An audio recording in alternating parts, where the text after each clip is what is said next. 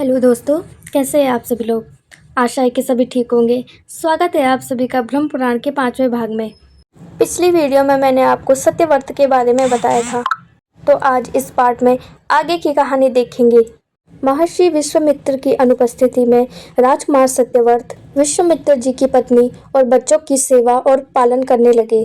जब महर्षि विश्वामित्र ने ये सब देखा तो वे बड़े प्रसन्न हुए और सत्यव्रत से इच्छानुसार वर मांगने को बोला। तब राजकुमार सत्यव्रत बोले, हे महर्षि, मैं इसी शरीर के साथ स्वर्गलोक में जाना चाहता हूँ।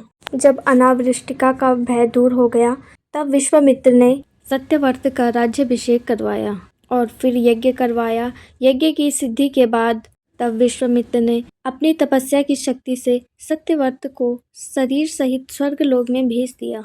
अब आगे सत्यव्रत की पत्नी के बारे में उल्लेख है। सत्यव्रत की पत्नी का नाम सत्यरथा था, जो केकई कुल की कन्या थी। इन्होंने हरिश्चंद्र नामक पुत्र को जन्म दिया। अब देखते हैं हरिश्चंद्र के पुत्र और उनके वंश। राजा हरिश्चंद्र के पुत्र का नाम रोहित था। रोहित के पुत्र हरित, हरित के पुत्र चज्जू और चच्चू के पुत्र विजय थे। विजय ने पूरी पृथ्वी पर विजय प्राप्त की, इसीलिए उनका नाम विजय रखा गया। और अब है विजय के बाद के राजा। विजय के पुत्र रुक हुए, रुक के पुत्र विक, विक के पुत्र बाहु हुए और फिर बाहु के पुत्र सगर हुए। वे गर अर्थात विष के साथ प्रकट हुए थे, इसीलिए उनका नाम सगर रखा गया। अब देखते हैं राजा सगर के कार्य। सगर ने भृगुवंशी और्य मुनि से अग्नि का दिव्य अस्त्र प्राप्त किया। फिर उन्होंने ताल जंघू और हेहय नामक क्षत्रियों को युद्ध में पराजित किया और पूरी पृथ्वी पर विजय प्राप्त की। फिर उन्होंने शक, पहलद और पालव तीनों अधर्मी जातियों का नाश किया। तो ये थी सगर की कहानी। अब आगे की कहानी में जानते हैं कि सगर की उत्पत्ति विष के साथ कैसे हुई। तो पहले राजा बाहु जो थे वो व्यसनी थे, अतः पहले हेहय नामक क्षत्रियों ने तालजंगों और शकों की सहायता से उनका राज्य छीन लिया था। यवन, पारद, कंबोज तथा पहलव नाम के गणों ने हेहय के लिए अपना पराक्रम दिखाया। राज्य छिन जाने के बाद राजा बाहु दुखी होकर अपनी पत्नी के साथ वन में चले गए और फिर राजा बाहु ने वहीं वन में अपने प्राण त्याग दिए। उस समय बाहु की पत्नी यादवी गर्भवती थी। जब बाहु की मृत्यु हुई, यादवी भी अपने पति के साथ सती होने को तैयार हो गई, यानी कि चिता पर जलने पर। लेकिन उनकी सौतेली रानी ने पहले ही उनको जहर दिया हुआ था ताकि उनके गर्भ से बच्चा जन्म ना ले सके। जब रानी यादवी चिता पर चढ़ने लगी तब वहां पर ऋषि औरंग मुनि आए। उन्होंने रानी को चिता में जलने से रोक दिया, क्योंकि वे देख रहे थे कि रानी गर्भवती है और उनके गर्भ में राज्यवंश का भविष्य पल रहा है। ऋषि रानी को अपने आश्रम में लेकर चले गए। वहीं पे रानी ने एक पुत्र को जन्म दिया, जिसका नाम सगर रखा गया। बड़े होकर राजा सगर बहुत पराक्रमी बने। ऋषि औरंग ने उन्हें बाकी सारे जात कर्म और संस्कार दिए।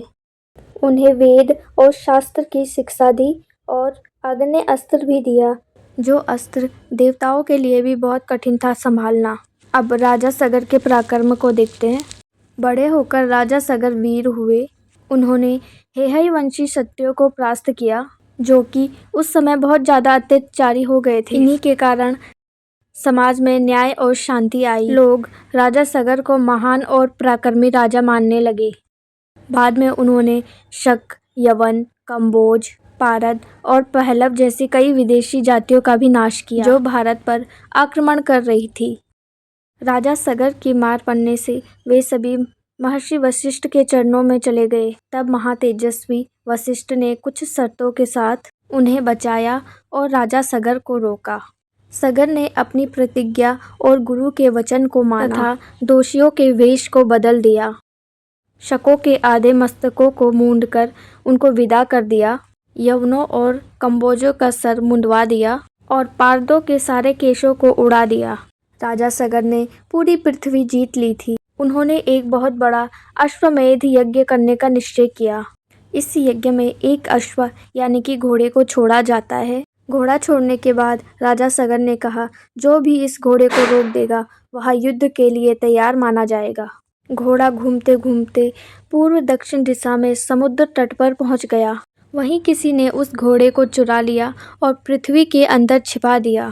जब राजा सगर को यह खबर मिली तो उन्होंने अपने पुत्रों को आदेश दिया, हे पुत्रों, जाओ और खोजो कि किसने घोड़ा चुराया है।